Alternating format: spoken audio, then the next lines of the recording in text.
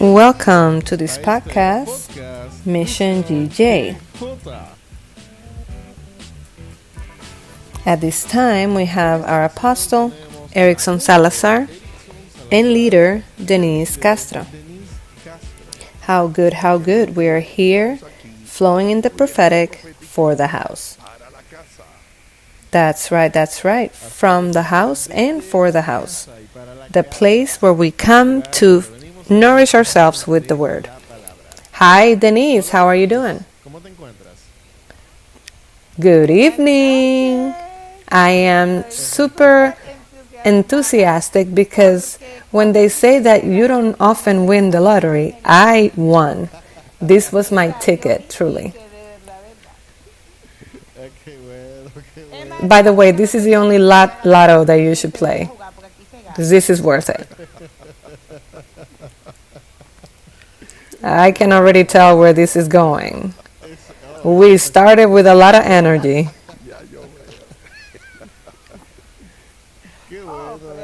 We rejoice in the same way, with that same enthusiasm, that same energy. And truly, we are rejoicing for having you here in this segment, Experiencing the Mission. And in the same way, considering that you are a Benjamin of the house, we would like to learn your experience here in Ministry Generation Joshua together with Apostle. What are some of the missions that have impacted you the most or experiences here in this ministry? Well, I would like to say something that the Holy Spirit told me to say. Because when we are asked to do this and you begin to think, okay, what, you forget that you need to depend on the Holy Spirit. And precisely that is what happens. This is out of the oven. My first and only experience that I've had directly with Apostle was recent, this past Sunday, in a change of government. And this mission, when it was assigned to me, we arrive at the place, we do the assessment, and we go to the different areas and places to see what we need with the support of the body. And there was only one detail that was not covered because the administration didn't allow us to, which, by the way, we did everything we had to do. The people that were going to be baptized arrived. We go over the first part. Then they go in the waters. But I'm a bit blocked because there was very loud music. And that was hitting me where I don't like because I wanted everything to be perfect. In the first stage of that research, when I noticed, I went to the administration and I said if I asked if they could help us by lowering it a little bit. And it was a basic no. So when I get to the area where we're going to have the change of government, it was very loud. And I was square. I was stuck. And now look, and I remembered. Oh, but this doesn't depend on me. True. Holy Spirit, you said that you sponsor. Literally, the way that I'm telling you, that's how I did it. I said, I did my part. And I don't know what you're going to do, but you're going to do something. And I could hear it. Do what corresponds to you. Don't do my job. And that kind of scared me a bit. But, the flesh, the event happens, the baptized, you go through the process, and then Apostle comes out. And he says, how cool, everything. I liked it. I liked the environment. And he told Pastor Carolina, I wonder if we could take this with us to the next place we're going. And I'm still stuck. And then, I'm thinking that he's going to say something about the music. And then he says, I even like the music. Wow. Now you know what happened to me there, right? I fell like the Spirit took two arms and that like he slapped me with one hand and with the other one he broke me. I remained quiet, but I comprehended exactly what happened. And I said, it's because the dependence of the Spirit does not fail. There's no error. And I held on to that because I've been hearing that there's no error in the Spirit. But it's the same. It's not the same thing when you live through it than when you have to, when you're just hearing. And he was so excited coming out of his pool. He was like, how cool. I even love the music. And I dropped dead. No. That's amazing. Amazing. See how fresh this experience is, because it's an experience that it's so recent. It's like, out of the oven, fresh out of the oven, as people say. And how interesting it is to hear this. And I rejoice because I didn't know this. Denise is for the first time being delegated, for herself, by herself, the logistics, and she started working with the support of the body. But this is how the story begins. In one of those podcasts or another content or a prophetic archive, Denise was broken and confronted by the Spirit because the apostle was saying, everyone that wants to join forces, and she called me and she said, I want you to know that I'm here for whatever you need.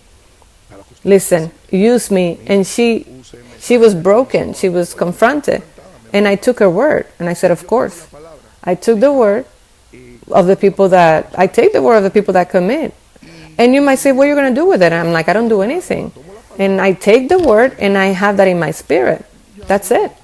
That's why, since you're always doing things and making moves and producing different types of events and activities of the ministry, which is a constant, it never stops. It so happened that, the baptism. There's a baptism in Orlando, Florida. There's, in Florida we had a very, very broad agenda. Florida is very extensive to the point where we had to distribute the coordination per area because it was a lot of work. And I delegated through planning ministry to say, let's use Denise for Orlando. And this is the first project that she orchestrated in terms of logistics. And it's true, when everything was planned, when we get to Orlando, we're coming from all of Florida and we end up in Orlando. Then we, at the hotel where she made sure to find everything, we go to the area of baptism, and when we get there, it's true. We were in a closed place, a closed pool, and there was so much noise, aside from the fact that the place had a lot of echo. So for recording, those that were about to get baptized were the only ones that could hear me. Those that were around couldn't. And Denise, in her human strength, she went and she moved the logistic. Imagine the pressure that she had. It was her first event, and she goes, man, I failed. Of course. But me, knowing the effort and the sacrifice and how much effort she put into it, what happens with me, and it's something that I teach, is that no matter the violence that takes place, sometimes I'm not expecting everything to be perfect. My objective always is to baptize. So I don't have to come and be like, okay, the sound or anything. No.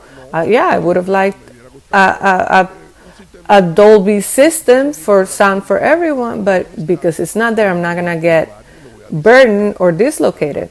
Very easily, I continued with love and patience. I started ministering the new people that I was going to baptize. There were a lot of people that were guests of the ones being baptized.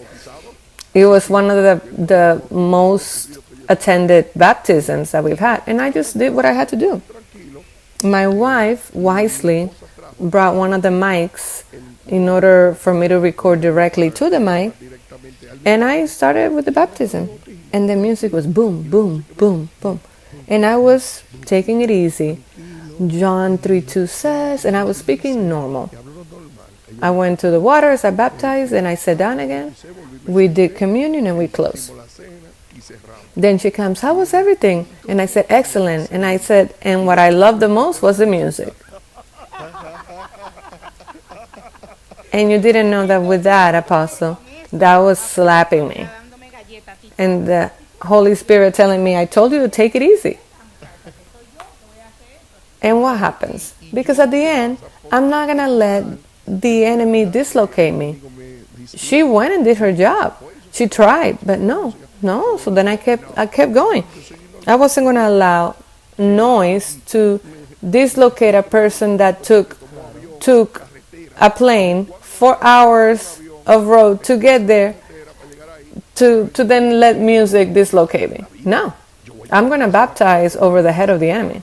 And I'm not going to dislocate a person that is surrendering, that left her job, that left her family to go sow in the kingdom. No, music is not going to change anything. I did it with the music, like nothing. No, and it was awesome. The way that it was transmitted, it was beautiful. And we recorded everything. We recorded the sound, the audio separately. At some point there was a situation, but then we edited it, and it was phenomenal. And the whole ministry, those that were baptized, their families, the ministry itself, they've seen the baptism and they enjoyed it. And not only did they reach those that were present, but we've also reached the ministry and allowed them to be edified from the word that was shared in that space. Of course, it transcended.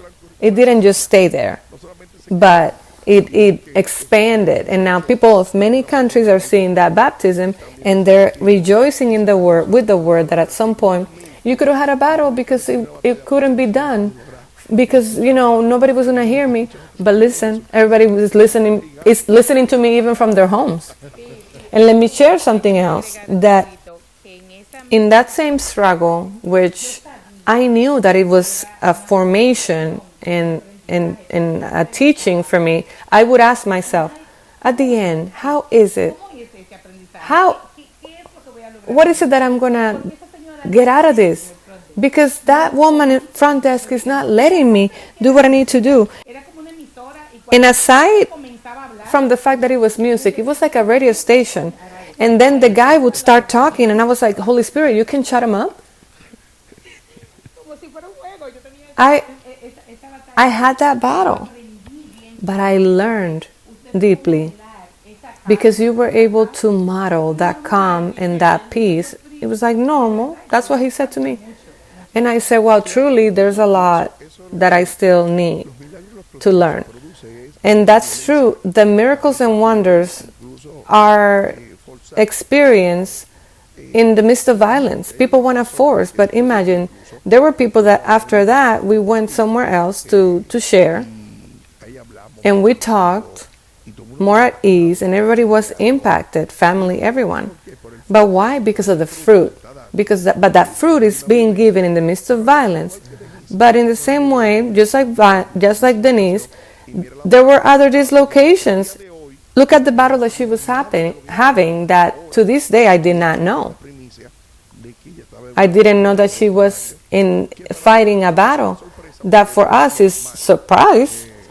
It's not a surprise because this is normal. We've always said that we never highlight the demands or the manifestations or the provocations of the enemy. We never highlight them because it's more wonderful to see the miracles and wonders of God than the fight back of the enemy.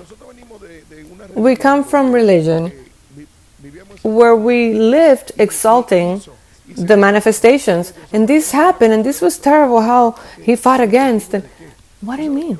You know what's terrible? We are terrible. in a good way, because we go for the lives and we join forces. No matter the cost that it takes, we go like a body. Because you know how many people are behind a project like this? People are surprised when I get to a mission that I do so much in so little time. And what many people don't know is that there was a team behind me. Detail and detail and detail, day and night. And Denise didn't just work in the logistics within the territory, but also she was in pre-planning, seeing how everything is detailed, how things are done in one way, location, the A and B, communion, everything is taken into account. And everything is done with planning, with a lot of planification. So it looks good. Oh, how good. Oh, wow, they do so much. No, it's because it was planned. It was practiced. It was rehearsed. And still, there can be many things that come up. It's normal. And there could be conflicts. It's normal. We minimize them because we have our plan A, plan B. See how interesting. So the miracle and wonder was produced since the day we decided to save a life. Hello? The greatest miracle is for you to have somebody say, yes, I want to be baptized. Because let me tell you something, this is the coordinator, but the one that went to baptize, look what I'm saying, but nor the coordinator, nor the planning team, not myself, wins over what a person that goes underwater goes through. So those are the ones that go through so much. There was one that had like a heart situation. There's many difficult situations that come up. All those that are going to go into a change of government, there's things that come up. A number of principalities and powers, because they don't want that person to break with the mark. They don't want that person to break the pacts, the generational pacts that have them stuck, them and their families. So we have to be very aggressive. And if all those people go through all that, and as a ministry, you see that we intervene and we say, don't worry, no, get up. We're going to go get you. We don't spare efforts to take the life off the hands of the enemy, because all those that live in ignorance is the enemy that operates in their lives. Do you understand? So everything that we're doing is nothing compared to the battle that is being fought for that life. That's why if you want to renew yourself, only think that there was one that went to the cross of Calvary that gave his blood for that life and for you, so that today you can have that surrender and that diligence to go for others. And that no matter how much opposition comes up, we don't pay attention. We're like crazy. People say no, they just do what they need to do. And people say, no, I don't have a car. Okay, we'll go get you. Oh, but my arm hurts. Okay, we can help you with your arm. No, that I get dizzy. Okay, no, we're going to take care of you. We take the life, like the word says, we force them to enter. We force them. You have to force them to enter. But I'm going to tell you something even better that you won't believe it. No, you're not going to believe this. Sit down. That coordinator that's speaking to you, we baptized her in Florida also a few years ago. No. A few years ago, that woman, that was my apostle. The Pastor Carolina and Pastor Damaris had to coordinate the area of Florida and Miami. And they had to coordinate the baptism. And they're coordinating, lining up everybody that was going to be baptized. They programmed everything. Then it so happened that a person that was going to be baptized, that was there already, she sits with the apostle, he gives the teaching.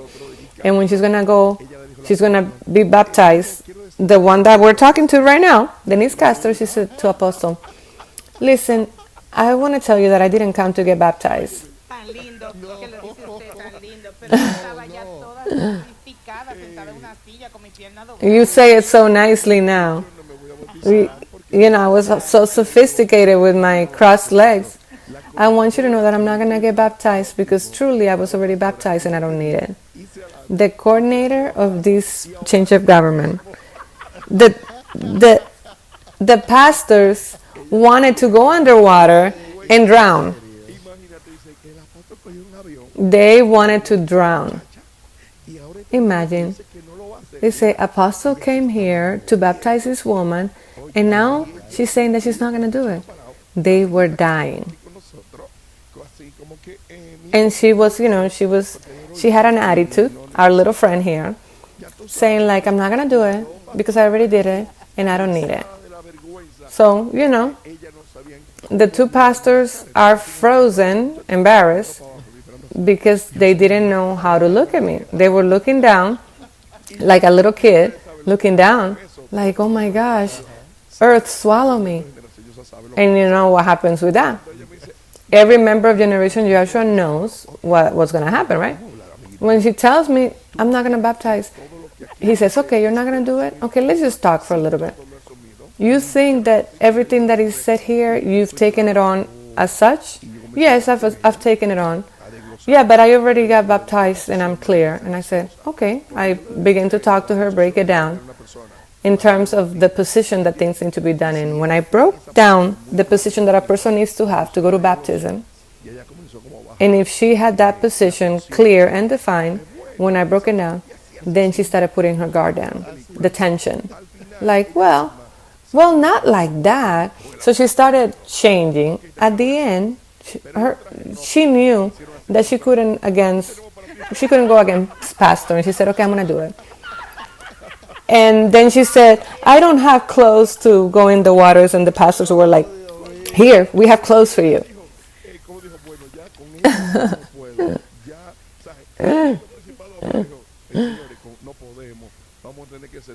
When she said, okay, well, I can deal with this guy, her and the principality said, we can do it. We're gonna have to give in. Yeah, but we don't have clothes, so you're good. And she said, I'm gonna kill him with this. I don't have clothes. The both pastors said, here we have clothes. They got clothes that fit, clothes by the best designers. Just like that. Listen, we baptized her, but it was a battle, but a great, great battle, a spiritual battle for her to give in. Somebody takes a plane to sit in front of somebody that says, no, I'm not going to do it. When we broke her arm over and we baptized her, after we baptized her, we sat down, we talked. She was different. She changed. It was tremendous. But something interesting happened in the next few days. With time, she told me, wow, truly, you didn't have to baptize me. You had to put me underwater, put your foot on my neck and leave me there so that I wouldn't get out, so that I wouldn't come up. Yes. No, I confess, and I said that the ignorance is daring. Yeah, no, and after that, Denise has been a revival, acknowledgement, seeing miracles and wonders. Everything has happened, but always seeing God sustain her. Because she has faced one of the greatest struggles of human beings, which is going against themselves. And that's why you see that Denise was telling the Spirit, tell me what you're going to do. Because she talks to the Spirit. She's like, okay, you told me to do this, what's up? And she paid so well that her supervisor said, wow, what I liked the most was the music. Denise, you did it so well that what I liked the most was the music. She was like, what? And I try to be funny and put grace into everything where people think, in situations where people think everything is over. I remember this part about the master in the boat, in the middle of the storm, and everybody and he was sleeping, but the boat was shaking. Who sleeps under that? But truly, when you depend on the Spirit, you learn to live a very balanced life in peace. And I see myself in that situation daily. People with situations that you say, okay, no, this is it. This is it. No, we won't be able to do it. And this happened in this situation, and I'm like, okay, that's nothing. No, but let me explain to you. No, it's nothing. I'll figure it out. And you're like, what do you mean you figure it out? What do you know? You know what you want to do? No, I never know anything. I know who dwells in me. Oof. Many want to worship the faith that we have. No, it's not a mega faith. The word says that the one that is in you is greater than the one that comes against you. Therefore, I believe in the one that dwells in me. And no matter how big the situation is, and more so that we do things under legal right, because we're talking about you from your position, and in this case, members of the ministry, you have to bring people. And as a prophet, you see situations that you're like, humanly, there's no way to deal with them. But we always appeal to that authority of, okay, no, let's go. Because imagine, when Denise saw that crowd and the noise, what did she do? It seemed like craziness what she was saying. No, she's on the right. She said, okay, Holy Spirit, you say you sponsor. She said it. She was reclaiming her rights. And that's great, because Denise is now one that does that. She will go and fight that person. And put a big old face and even affect the people in front that were there as witnesses, affect them. But she didn't dislocate the environment. But she went to the Spirit. But look what came back to her. Take it easy. Listen, don't do my job. Even, he kind of told her off. Low key. That's part of the package. And that's what I've learned, to listen to the Spirit and obey, because I'm not going to get ahead of myself and do things crazy. No, I handle myself at ease. And what she said is what I do. He sponsors his projects. That's why my basis is that he sponsors his projects. And whose is this? His. The matter of the fact that in every project that we are, something always happens. And it's every time we see this, we get happy, because we're seeing that what we're doing is having an effect. And the enemy is upset because he doesn't want us to project that part, because he knows it's to save lives. Yeah, it is such truth that something you have to be clear of is that that's the normal thing that will happen. That's why that's not where we focus. We focus in that there's no error in him. There's no error.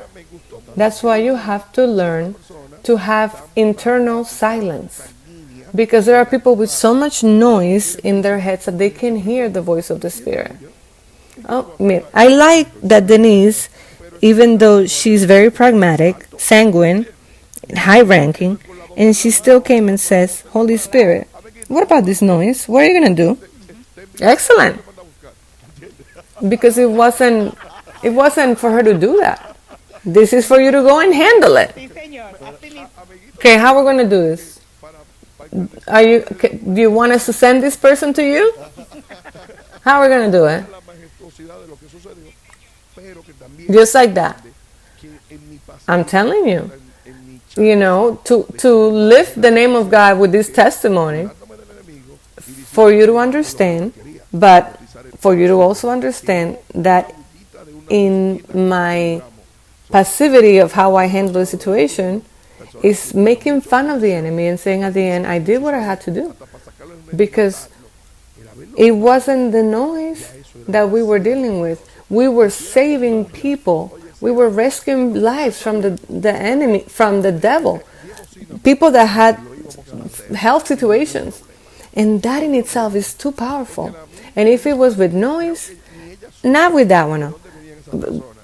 Go ahead and find 10 speakers, and we were still going to do it without a problem. Listen to me. Because Denise herself, she didn't even know where those people were coming from that were there. If she would have known that, I assure you that she would have been enjoying the music just like me. She would have said, oh, look, that's why he enjoyed the music. But the fact that people were sitting there, just the mere fact they were sitting there, was a victory. The same way happened with her, that the simple fact that she and those that were coming along with her, that I don't know their names, the entities, we, in spite of them, we baptize her. That's powerful. That's kingdom. And every child of God needs to be clear that we have to fulfill the mission against rain or storm. We cannot stop. Christ came, sent from the Father to go to the cross. And the first one that didn't want Christ to die on the cross was the devil. The devil was like, don't die. And why do you have to die? And why do you have to let them do that to you? And why are you going to do that? But wait. And he was doing everything for Christ to abort the mission. And what was the mission? To die on the cross of Calvary. So every opposition is no more than a reason for you to abort the mission that was delegated to you. And when the mission has to do with lives directly, of course it's going to be upside down, but also the kingdom will turn in your favor. Okay? Don't let yourself be entertained, because everything that takes my focus away from the purpose is entertainment. It doesn't matter if it's good. Even good things are obstacles for you to not fulfill the objective and the purpose of God each day. Okay? So, we need to learn something. Something that the Life Manual says. And is what we always have to take into account. That our fight is not against flesh and blood, but is against principalities and hosts of evil. Now, it is not with sword. It is not with army, but with His Holy Spirit.